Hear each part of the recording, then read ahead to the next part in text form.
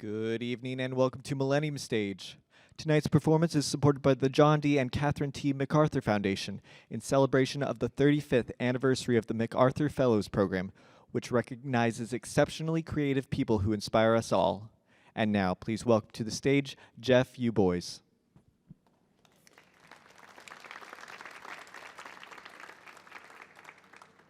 Good evening. Thank you very much for coming. I'm Jeff Uboys. I'm a program officer with the John D. and Catherine T. MacArthur Foundation in Chicago. Tonight we are going to be enjoying a performance of three different musical players. Two of them are human, George Lewis, who will be on the trombone, and Jason Moran on the piano. The third is an interactive computer pianist who will join them in performance of several jazz compositions. We'll follow that with some Q&A, and that will be our evening. Thank you very much for coming.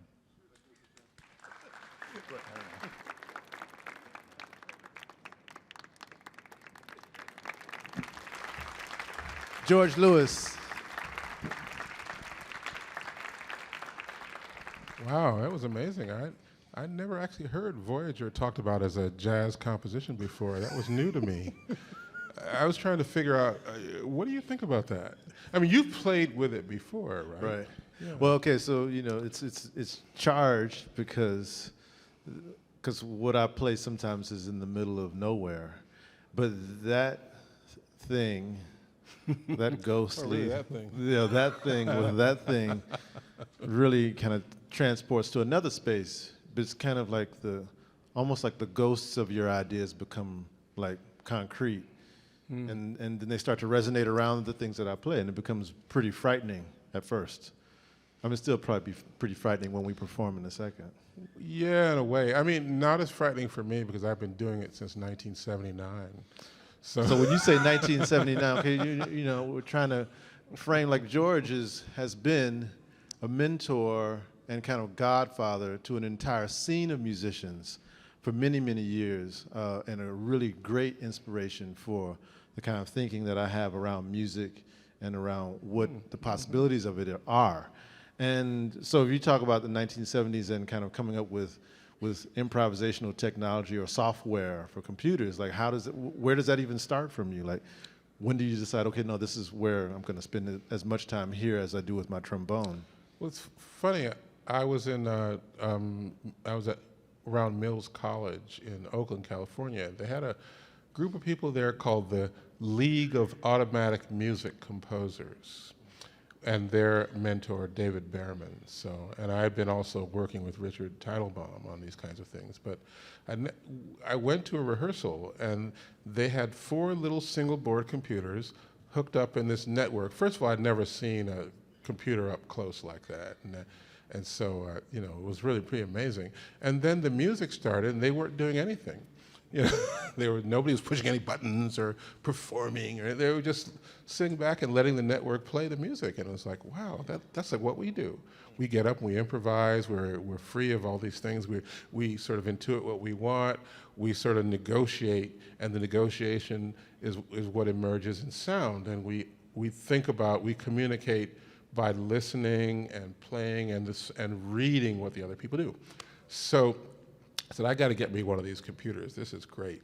So it took a couple of years to learn how to do anything, but over the years, they tend to get a little better and a little better. Then they started to connect them up with networks. But the idea is still the same, which is basically to have an interactive program exist in the same place as everybody else.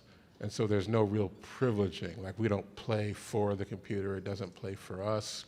We try to make it so that we're creating a larger environment, and that allows us to think about not what computers can do, but what it means to be human. So there's a kind of a critical space that we like to engage in with not just the musicians, but also with the audiences that we encounter as well. And just so everyone will understand, once this performance begins, if you just explain the layout of the stage right now.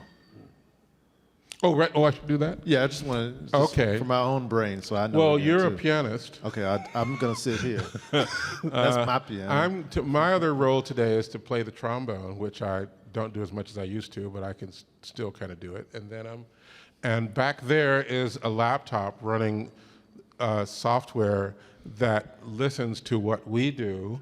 There's a little doodad in the front of the piano that sends data to the computer based on, it sends a sort of representation of what Jason is doing. And then, and it's also performing, its instrument is this piano, this Yamaha Disclavier, and which is a computer controllable piano, which I've been using for, 25 years and very reliable, great instrument, sounds great. And so this is electronic music without electronic sound. That is to say, this is an acoustic concert. It's a chamber music trio, more or less, an improvised chamber music trio. And so what the computer does is it listens to us, but at the same time, it's creating its own take on what we do. And in fact, if we don't do anything, after a while it says, hey, I got it. Right. And you might see that as well. It's going to be a very simple form that we will use for the 25 or 30 minutes or so that we'll be playing. And you may have thoughts of your own about what it means, maybe the transformation in the nature of work that's entailed by using this kind of software, by interacting with it on a daily basis. We actually interact with software that takes over from us. Everyone who drives home in a car that has anti-lock brakes, you may not know it, but if you go into a skid, the computer locks you out and it takes over the car. Mm-hmm. So, and it uses its own intelligence. It makes you think you're doing something, but you're just stabbing uselessly at the brake while it's, and it's running the show. So, and this is not so far away from that, except because what it's doing is it's analyzing the situation, it's doing the four things that any improvisation, musical or everyday life, deal with. You're dealing with agency. In other words, you've got some effect that you can affect and make a difference. It's dealing with indeterminacy. You don't really know what's going to happen in life, so you have to be ready and prepared for it. And it's dealing with analysis of conditions. That's how you make yourself ready. And then there's that ineffable moment of choice. And if you find those four things, that's an improvisative musical or improvisative life experience. So that's what we're kind of doing. We're kind of modeling, in a way, through music being one domain of an overall condition of improvisation that suffuses our daily lives and that we use to get along in the world. And this is also the subject of the book, the recent book as well. Oh, the new book, yeah, the Oxford Handbook of Critical Improvisation Studies. There are 2 volumes. It's about 1,000 pages. We're trying to think about improvisation in and out of music. You know, neuroscientists, philosophers, economists, classicists have all weighed in on the subject of improvisation in and out of music, in and out of the arts. Right. What happens when what happens when people try to engage another being, in a social way? How do we negotiate to find out who we are together? So these kinds of negotiations, when they take place in sound, we like to call them music. But there are other kinds of ways in which these negotiations take place that aren't musical, that aren't artistic, but you can recognize them. And we know them because we do them every day. Right. I remember watching one of your talks, and maybe near the end of it, you said this thing, and I'm paraphrasing, but you said once the moment your brain hears something, you've already started to form, I'm trying to say, like, the reaction already started even before the body did, because your brain received it. Yeah, I guess the neuroscientists, they deal with these things, I guess ERPs, event-related potentials, and so basically you get a stimulus, and before you know it, there's already been a response. And so right.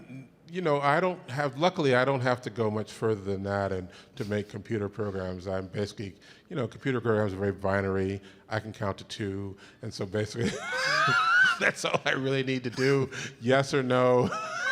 And from there, it all builds up over the decades to do something. Do you, in this piece that we're about to perform, do you alter the, are you constantly altering, or do you let it generate its own? You know, are you altering? Like, I'm into letting the parameters? network play. Right. You know, if I have to go back there and change something, it means that work that I have to do I haven't done, or it should be able to operate in the space without me. My favorite improviser is, I mean, non-human improviser, is the Mars rover. The Mars rover, you know, everybody knows about it. Basically, my model of how it operates is the thing parachutes down from space, it plunks down on the planet, it does the Booker T. Washington thing of casting down its bucket where it is, and goes to work with the materials it has at hand. Right. That's all improvisation is. So it's trying to figure out what's going on. Sure, there's some things that are controlled from, you know, from Earth, but it takes, how long does it take for a signal to get there from Earth? You know, you have to have a machine that's got some autonomy. You can't just sit there. And there are they're just starting now to call these kinds of architectures, in the wake of work done by Marvin Minsky and others at MIT, they're just starting to call these things improvising machines.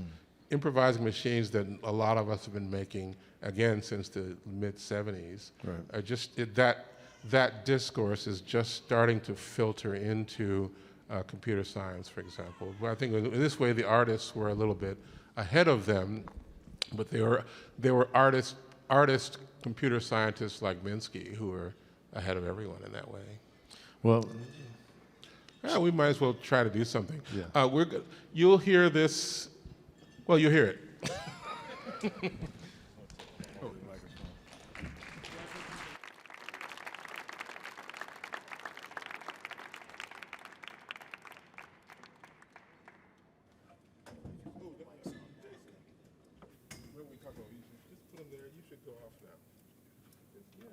Come back when the time is right.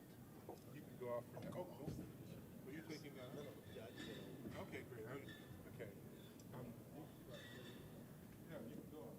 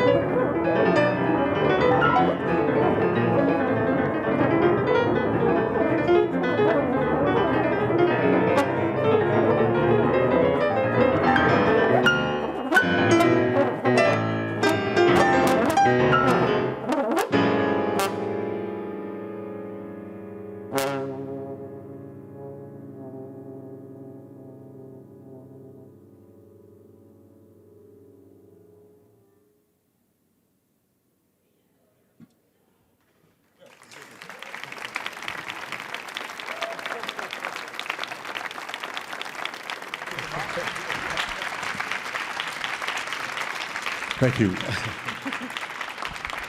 I'm out of breath. That piano's not out of breath. The piano's just straight, like whatever. I mean, that's a real interesting moment. I mean, well, we'll talk about it. Oh my goodness. How did you find that moment? How did you find that moment where we were just sort of, I mean, can you describe let me put it this way. I have heard some musicians who we obviously admire and appreciate, and among the finest improvisers we know, who say that when they perform, they blank their minds and that they only think about the moment. I'm not one of those. I like to be aware of what's going on. Even if it's someone out in the audience, or maybe, I just want to be aware, and I can't blank my mind. And to be honest, I don't like to play with the people who do. I mean, you say, can we get your attention now? Because I know they're only thinking about themselves. It's just like anything else. When you're encountering people, God, you're only thinking about yourself. Why aren't you thinking about the rest of the environment here? So, and so when you hear that in music, well, it becomes a little annoying, and you try to do things to get their attention or whatever, but, we're here, Yeah. So I don't know, if you're one of those blank mind people, but I'm sure you're not, because I heard you're not. No, I'm not. And also, like, just when we both left the stage and what's their name? Well, I think the official name over the years, this is what the dissertation people, they write about it, and they call it Voyager. Okay, so Voyager. When Voyager started, like, I was like, wow, they sound great. They sound great, but also like, oh yeah, I aspire to play like that, and so when I came and sat down, I aspired to play like that piano played, with some of its articulation, with some of its range, with some of its range of color, And I played two pianos with lots of great pianists, from Andrew Hill to Marion McPartland to Uri Kane, like just lots of great pianists, Jerry Allen, Craig Taylor, lots of people. And, and I remember one time, I'll tell this story, but I played once with Andrew Hill, and every time I wanted to play a phrase, he played it first. So I'd be about to play it, and then he'd play it, because I was stealing it from him anyway, was more my point, because I was his student. And so like when Voyager started, like I couldn't reconcile, like I couldn't just come in with a blank slate, because that data was already in here, right? As a flow, as the development that it started to take when it took its first solo. And so I like coming into a moment and then kind of joining the moment with them, and then leaving them, and then converging again, and then letting them soar on their own, Which is what we would do with anybody in this kind of environment. We sort of suss out the situation and sort of see sometimes people really do want to take it and become the leading figure, and other times they want to accompany it. And those kind of sensitivities, we read in the sound. And I'm not saying that this machine does that the same way that we do, but I'm saying is that a lot of the same functions are going on, and we hear these functions, we respond in that way regardless of who we think of as playing, whether it's a person or not a person. And what about you over the years playing with Voyager? Like, how have you heard I don't know how it responds. Like there was a moment, maybe, once you came on stage, and then near the end of your duet, and it was almost like you both sent each other the idea that you wanted to play some blues. It was weird. Oh, we did? I didn't notice that. Wow, that's and interesting. I did, and it was really clear from my brain. And so I was processing it that way, and it really sounded like, oh yeah, wow. Like okay, like are you doing it like, John Lee Hooker? No. But like the strand of DNA that kept going through generations, like got from you, then got into the Voyager, like it came out in this weird way, but almost immediately, like this thing shifted, you all shifted together. And I was gonna want to ask was, how does it store, how does it store the information that we're giving it? Let me take that in a different direction. It's not so much about information storage and retrieval. It's more about machines reflecting the environment from which they come. So if that environment is suffused by, let's say, African American musical aesthetics, you will hear that coming out in the response to the machine, just as we know that certain types of devices, user interfaces or whatever that we sort of encounter are not really designed for those. They were designed for a different community, and they reflect that community's aesthetics, how they think of machines, how they think of bodies, how they think of their relationships, social relationships. So this machine's approach to social relationships comes from everything I've experienced playing with some of the people you have been talking about, and also other people who aren't so blues involved, so that it reflects, it's a reflection of who I am and who I've been, but also it recombines those elements to create things that places I haven't been, and situations I haven't been involved with. So that's where you get this sort of mutation of cultural memory that I think this embodies. Yeah, that's phenomenal. And you were talking about something else that I thought was kind of interesting. Well, you talk about a lot of things interesting, but for example, I didn't know that we were scheduled to play a duo. You just somehow heard that it was time to play a duo somehow, or you felt that. And I don't know where that came from, because we didn't talk about it. We had a form for this thing, and the form was like, we'll let the machine play first, and if it can hold out and do a good job, we'll just let it play, and if it doesn't, we'll step in. So it looked like it was doing okay. So we let it hang out for a while, and then when it started to kind of be a little bit repetitive, Jason, I said it's time to wake it up now. And but then you suddenly stepped off, and it was, that's not part of the plan here. It's that moment of indeterminacy that, and somehow the music in your mind, I guess, seemed to call for that, and then I had to say, well, maybe it does call for it, and I have to step up. Yeah, and also I play on this, as an accompanist, the piano, just in all the situations I've been in as an accompanist for musicians of all different sorts. The way I find that instrument, not as a solo instrument, but as an accompanying instrument, is one where you try to figure out that dance or the balance. Yeah. And what have learned to do over the years was not to. So during your duo, I always wait for my third impulse. There are moments where I was ready to play and then I let it go. And then my second impulse comes in. And I actually might even gesture just to at least let my body play it out, even though I don't actually play any note.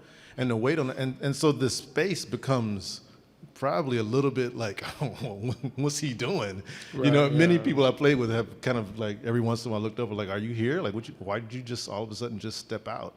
Well, when I listen to you play, and I've told you this before, the way you play even traditional material, it's like a dialogue that you have to follow that goes into unexpected places. It's a lot like listening to a Beethoven piano sonata. All of a sudden, he does some unusual thing, and even though the music is written and you know it, it's like, what? Why are you doing this?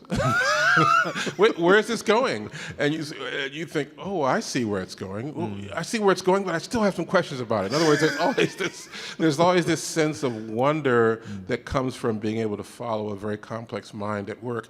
And this is one of the reasons why I'm interested in doing this kind of software. It's because it gives us a chance to contemplate the nature of human expression. Not to contemplate how you do it with computers or whatever, but if you put the computer in the space where the people are, and it seems to be holding its own, suddenly it's like people find themselves empathizing with it, and they didn't really mean to or even want to. It's kind of it's like an uncanny moment for some people to encounter that.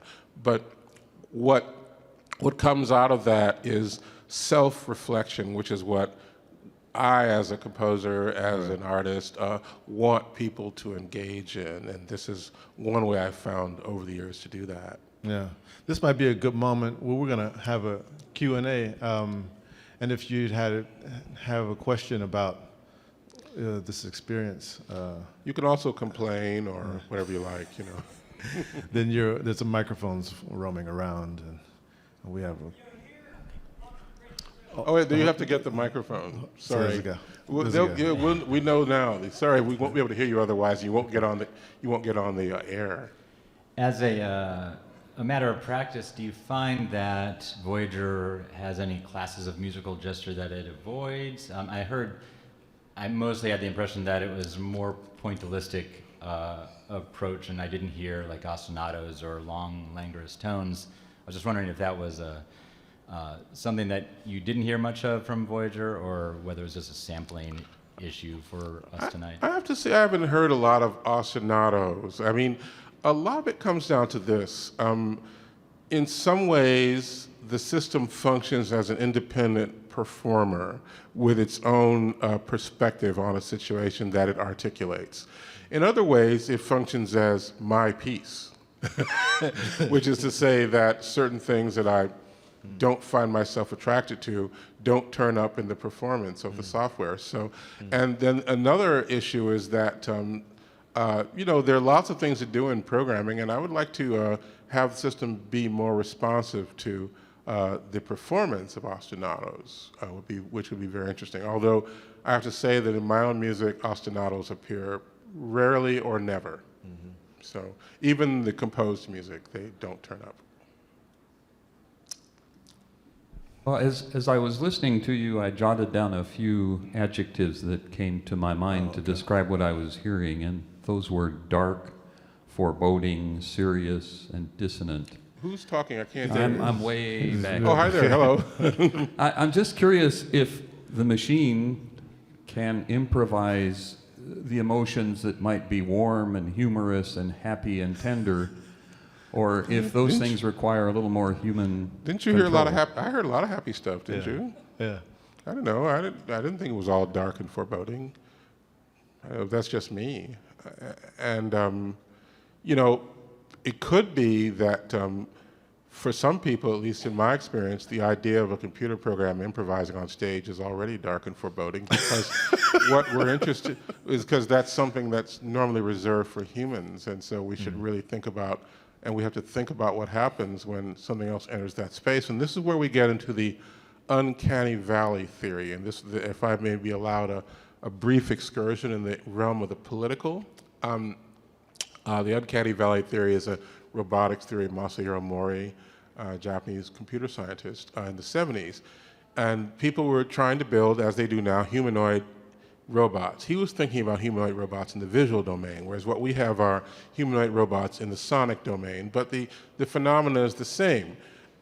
When they start out, they're very cute. They look a bit like Elmo, and Elmo's, it's like, you can tell Elmo's not really that human, but he talks nice and does nice things. And then as the robots get more and more, we like them more, like we like Elmo, right? As they get more and more human, suddenly there comes a point where the intense like that's growing changes to revulsion, and suddenly we hate the thing, or we don't like it. And so if you think about it, I feel we've been in, it's a question of really a designated object, a non-subject, whether that's an object like a computer or a slave or something like that. Anything that suddenly begins to speak, and we say, what are you doing talking? You're not supposed to speak, And so, and the closer they come to being a designated subject, a human being, the more revulsion some people feel. And I'd say, in terms of the presidency of the US, we've kind of been in an uncanny valley for the last 8 years, at least some of us have. Some people have just been not able to get to the idea that someone who is a designated object suddenly begins to speak. And so at that moment, and has power over you and things like that.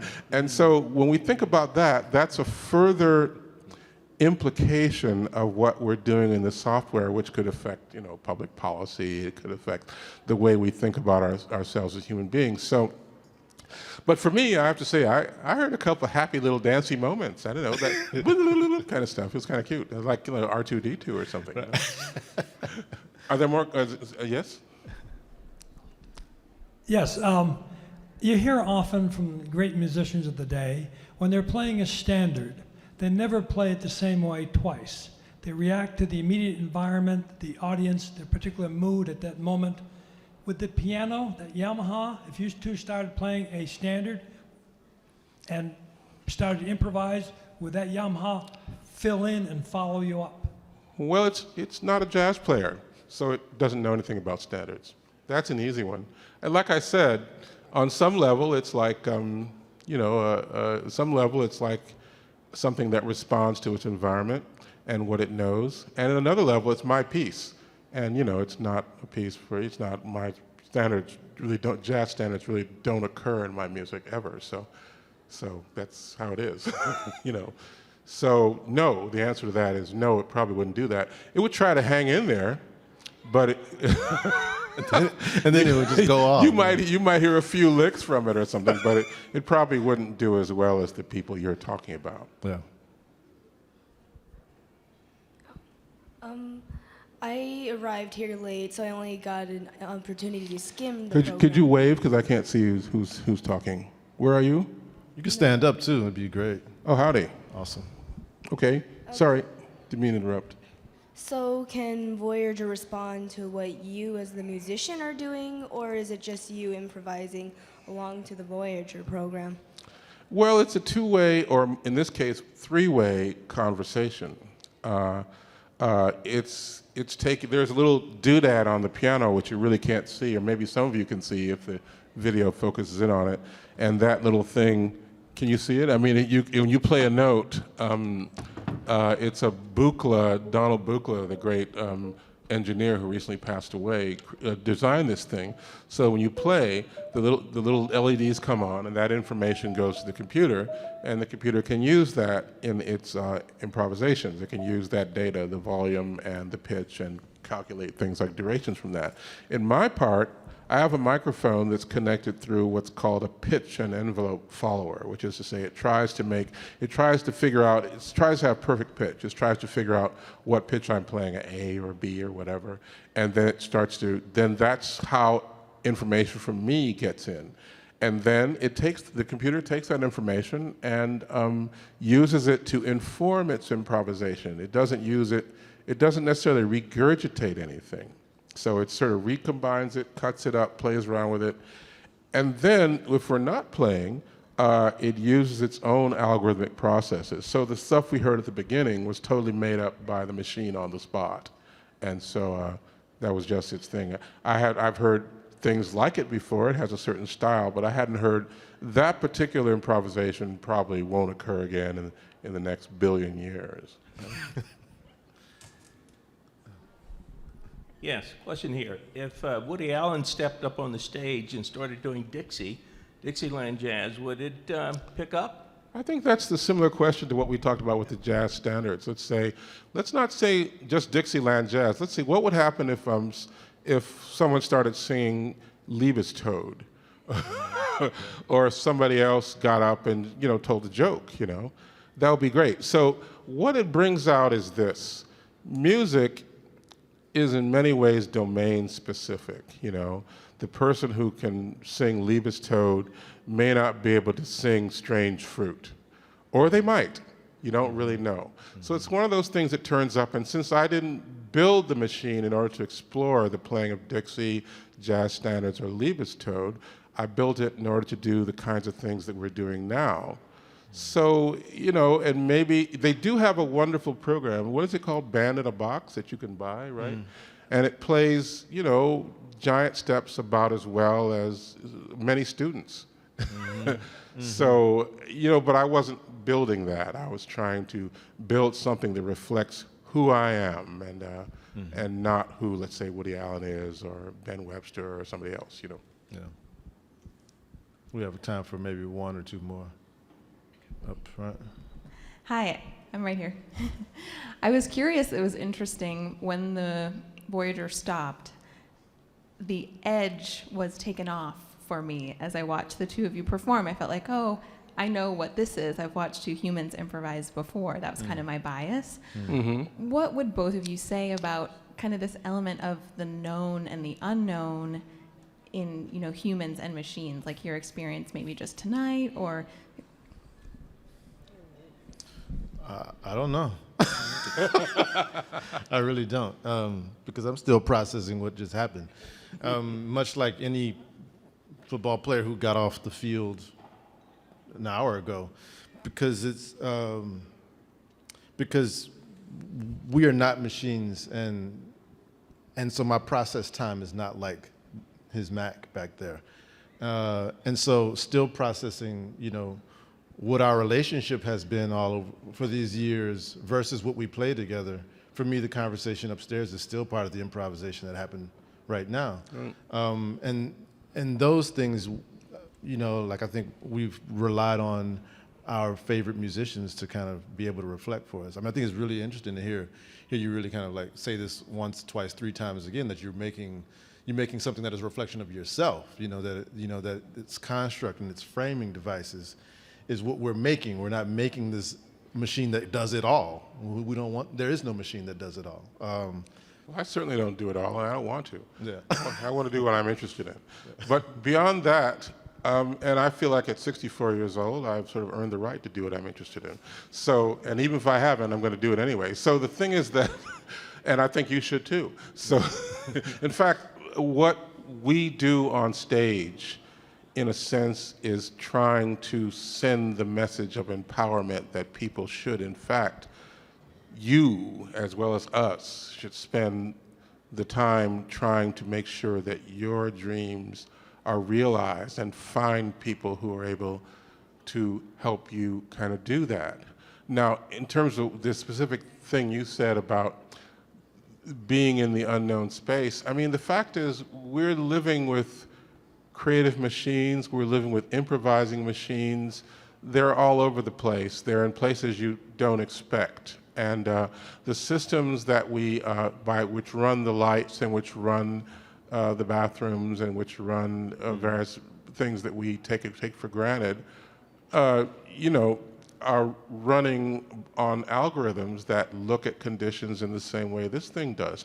So some guy from the Washington Post called a while ago, and there was some blog, because apparently the Google people want to create something like this, but maybe better because they have more money. And so their idea is somehow to create a computer that will compose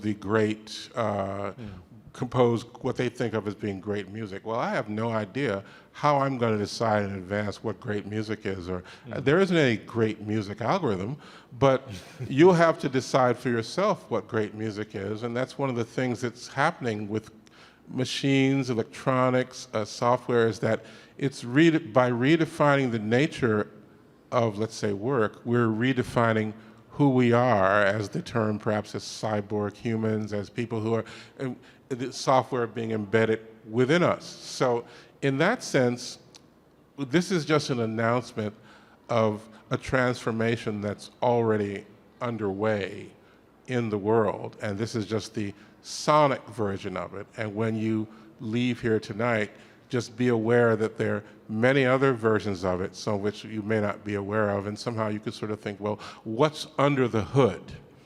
And that's what we try to do as musicians, is to show people some hidden aspects of reality that you might not have considered, or maybe might be a little afraid to consider. So. Is that it? Last question? This will be the last question. Hi there. That was amazing. Really so exciting, augmenting who we are. And I guess I have a simple question. One is, you mentioned 4 things. I only got 2 of them, and I want to be sure I got the 4, the agency and determinacy. I'm very interested in artificial intelligence and augmentation. But I'm curious, how all of these things have implications for how we think about ourselves as humans. And I'm wondering if you just muse about that you started it in the last part of your conversation, but this afternoon I was playing the piano and I was just marveling at how wonderful it feels to play the piano, how wonderful it feels. And I was thinking about this piano and its feelings, and sort of related to this woman who, when it stopped playing, we lost something, So anyway, I'm just wondering, what does this mean about where we're headed as human beings, in your view? And please give me the 4 things again. Okay, agency, indeterminacy, analysis of conditions, and choice. there's a wonderful phrase, I think, from John Stuart Mill's on liberty, where he talks about what would it be like if you could get corn grown, houses built, causes tried by automata, automata in human form. So they were thinking about that even back then, how that would transform society. So I don't know if we have that much time to muse on this, but there are a lot of people in the area of new media, in the area of science and technology studies. We went to my family, my wife and son and I went to the Mirai Con in Tokyo this summer, and we saw robots that you could cuddle, robots that you could have a conversation with, robots that ran around kicking soccer balls and stuff like that. There weren't any musical robots, but there were you kept hearing this constant refrain. Somehow they would say, well, what would it be like to live with these robots every day? What would it be like to have a familial robot? I mean, the Chinese have built a robot that assists older people in the grieving process. So these things are coming now, and they are transforming us, but they're also a reflection of us. So we can take action now to ensure that these alternative beings, or whatever they are reflections of the best of us. And that's the hopeful metaphor I'd like to present to you. Thank you, George Lewis, and thank you, MacArthur Thanks, Foundation. Jason Moran. Thank you.